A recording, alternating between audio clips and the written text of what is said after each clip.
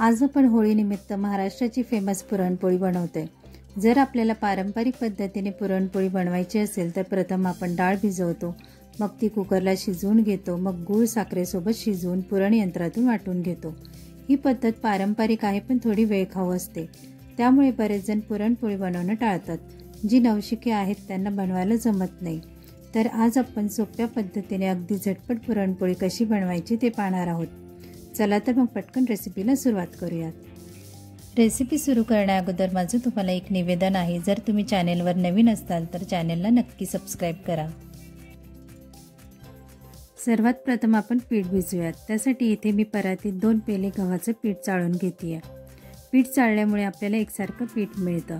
इथे मी पेलाचा वापर करतेय, तुम्ही तुमच्याकडील कोणत्याही वाटी किंवा कपाचा वापर करू शकता। तर इथे आपलं गव्हाचं पीठ व्यवस्थित चाळलं गेले। आपण ज्या पेल्याने 2 पेले गव्हाचं पीठ घेतले त्याच पेल्याने इथे मी 1 पेला मैदा घेतेय। तुम्हाला जर पुरणपोळी खूप मऊ हवी असेल तर संपूर्ण गव्हाचं पीठ वापरा, व तुम्हाला पुरणपोळी खुसखुशीत आवडत असेल तर गव्हाच्या पिठाच्या निम्मा मैदा वापरा। तर इथे आपला मैदा देखील व्यवस्थित चाळून झालाय। यामध्ये चिमूटभर मीठ घालूयात, सोबतच पाव चमचा हळद घालतेय। यामुळे पुरणपोळीला छान हलका पिवळा रंग येतो। 2 चमचे तूप घालूयात, तुम्ही तुपाऐवजी तेलही वापरू शकता। याला हाताने व्यवस्थित मिक्स करूयात। आता यामध्ये थोडं थोडं पाणी घालून मऊ पीठ मळून घ्यायचे। चपातीच्या पिठापेक्षा मऊ पीठ मळायचे। बऱ्याचदा आपण चपातीसाठी जे पीठ मळतो त्याला मळण्यासाठी जास्ती मेहनत घेत नाही।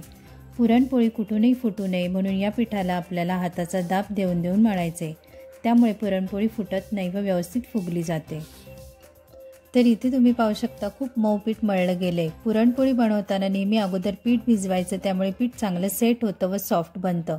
यावर चमचाभर तूप घालून पुन्हा याला 2 ते 3 मिनिटे मळून घेऊयात। तर अशा प्रकारे आपल्याला हाताचा दाब देऊन देऊन पीठ मळून घ्यायचंय।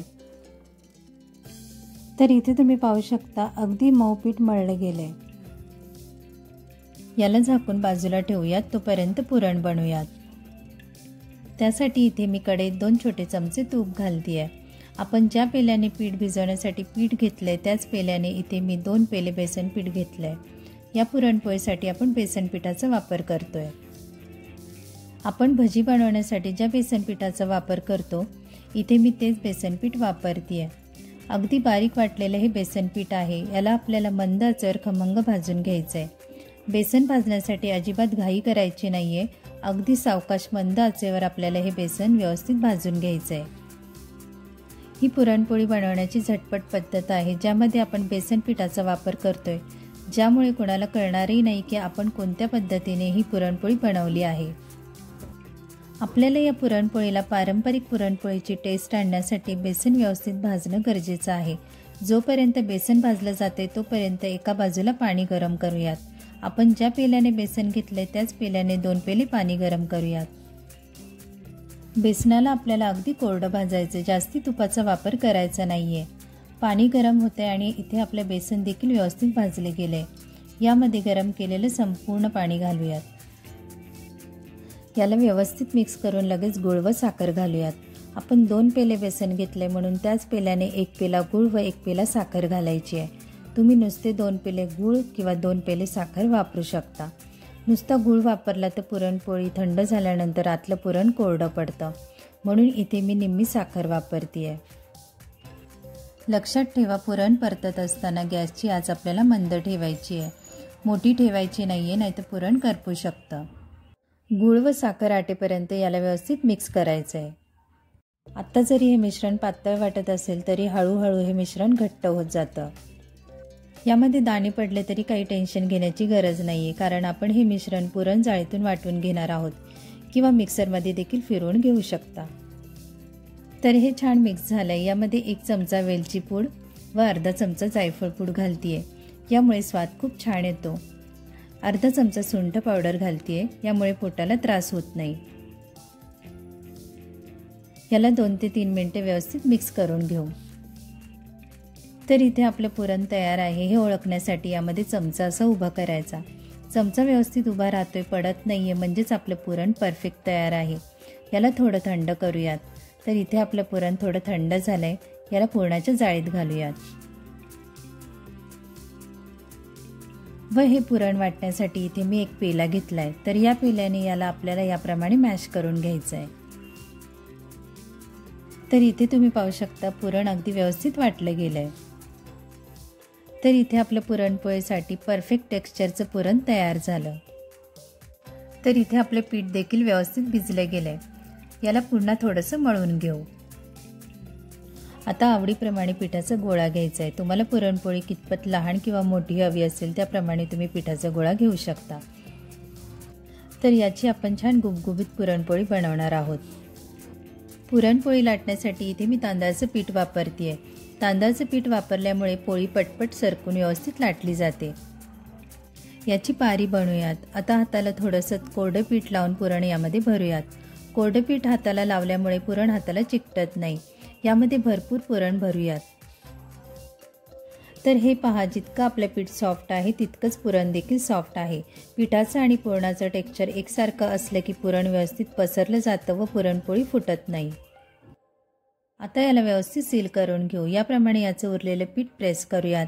आता याला कोरड्या पिठात घोळून पोळपाटावर ठेवून याप्रमाणे बोटाने प्रेस करून घ्यायचं आहे, म्हणजे पुरण सगळीकडे व्यवस्थित पसरलं जातं.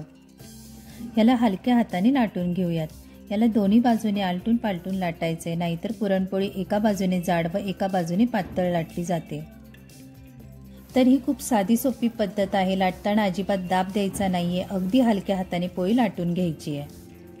जितकी पातळ लाटता येईल तितकी आपल्याला ही पोळी पातळ लाटून घ्यायची आहे. तुम्ही जर पहिल्यांदा बनवत असाल तर थोडी जाड लाटली तरी चालेल.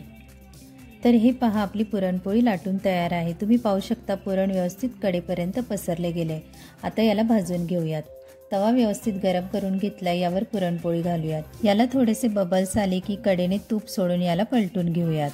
रंग पाहू शकता, खूप सुंदर आलेला आहे आणि ही पुरणपोळी पटकन टम्म फुगत आहे. दुसऱ्या बाजूवर देखील तूप लावून याला दोन्ही बाजूने व्यवस्थित भाजून घेऊयात. मध्यम आचेवर याला व्यवस्थित भाजून घ्यायचे. मंद आचेवर भाजायचं नाहीये, नाहीतर पुरणपोळी वातड बनते. अशी ही टम्म फुगलेली पुरणपोळी साजूक तुपासोबत खूप मस्त लागते. नक्की बनवून पहा. तर अशी ही साधी सोपी पुरणपोळीची रेसिपी मी तुमच्यासोबत शेअर केली आहे. रेसिपी आवडली असेल तर व्हिडिओला एक लाईक नक्की करा. जर तुम्ही नवशिके असाल, तुम्हाला पुरणपोळी बनवायला जमत नसेल तर या पद्धतीने तुम्ही पुरणपोळी सहज बनवू शकता. तर अशाच पद्धतीने आपण उरलेल्या पुरणपोळ्या बनवणार आहोत आणि प्रत्येक पोळी मस्त फुगत आहे. तुमची पुरणपोळी फुगली नाही तरी काही हरकत नाही. फक्त दोन्ही बाजूने हिला व्यवस्थित भाजून घ्यायचं आहे. तर इथे 3 ते 4 मिनिटे मध्यम ते मोठ्या आचेवर आपण पुरणपोळी खमंग भाजून घेतली आहे. इथे आपल्या मस्त टम्म गुबगुबीत पुरणपोळ्या खाण्यासाठी तयार झाल्या. तर हे पहा, किती मऊ लुसलुशीत पुरणपोळ्या तयार झाल्या. त्यातलं पुरणही तुम्ही पाहू शकता, अगदी कडेपर्यंत व्यवस्थित पसरले गेले. ही पुरणपोळी तशीच लागते जशी आपण पारंपरिक पद्धतीने बनवतो. तर या पद्धतीने वेळही वाचतो व तुम्ही जेव्हा पाहिजे तेव्हा पुरणपोळी बनवू शकता. आशा करते ही रेसिपी तुम्हाला नक्कीच आवडली असेल. रेसिपी आवडली असेल तर चॅनलला सबस्क्राईब नक्की करा. पुन्हा भेटूया तशा छान छान रेसिपीसोबत.